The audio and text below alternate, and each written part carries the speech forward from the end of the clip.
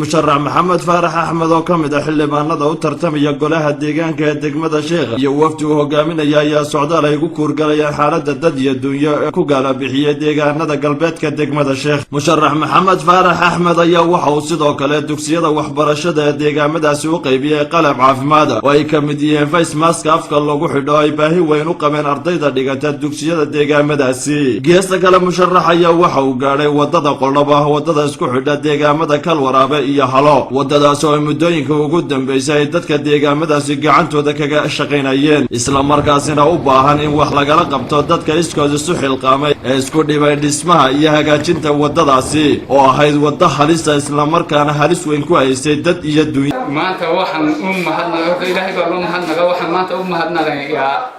u mahadnaqaynaa maxamed faarax axmed oo na soo gaarsiiyay maaskii afka lagu xidhanayay iyadoo aanu dayacanayo aanan bahayn waxaanu afka ku xidhanno ayuu maxamedna soo gaarsiiyey saaka maaskii maxamed waa u mahadnaqaynaa alxamdulilah wuxuu noo keenay maaska ardayda maanta way wada xidhan tahay waana si fiican noo soo gaarsiiyey marka maaskana xidhna waa ka hortagii gacmaha maydhasaan al-awwal marka horta saabuun baa ku maydhasaan markasta wax cunasaan markasta iskuulka tagtaan waxba maydhasaan bahalkan maaskana ama afxilada afsaarkana lama wadaagaya ardaydu tiraado arday hoo kan ii bedelo lama oranayo waa naqaskii ardaygana ku baxay kana wuxuu ku fiican yahay afkaaga wixii ka baxay wuu ilaalinaya. xildhibaanadana soo booqday waa markii koobaad ee miyiga iyo xildhibaano wada socda oo soo booqda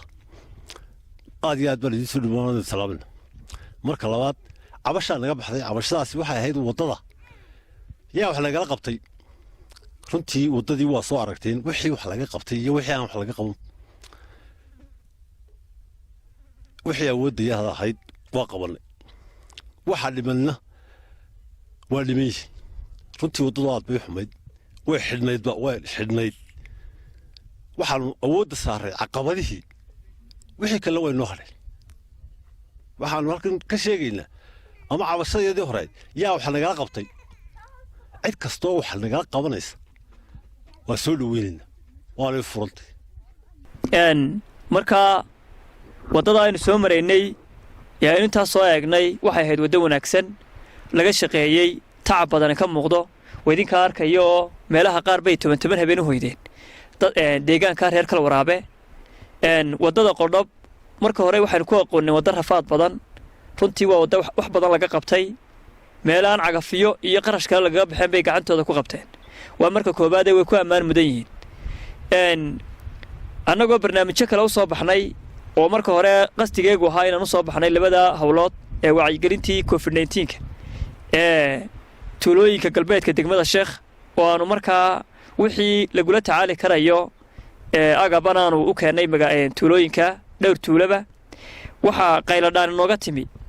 oo dhowr jeer naga soo codsaday inaan u nimaadno soo eegno xog ka gudbino deegaanka Kalwaraabe wadada ka soo baxday Qoldhab meel wanaagsan bay dabcan maraysaa waana eegnay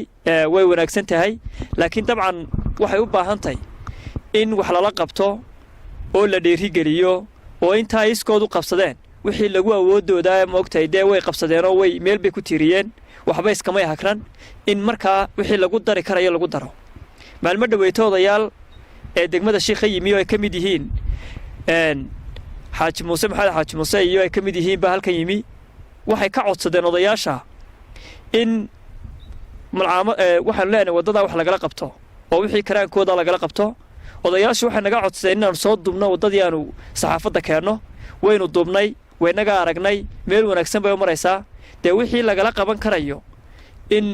waa muhiim in laga qabto ay soo codsadeen ayaa muhiim waa Maxamed Cali Axmed Maxamed Kaabe telefishinka caalamiga ah ee Ariel magaalada Sheekh ee gobolka Saaxil.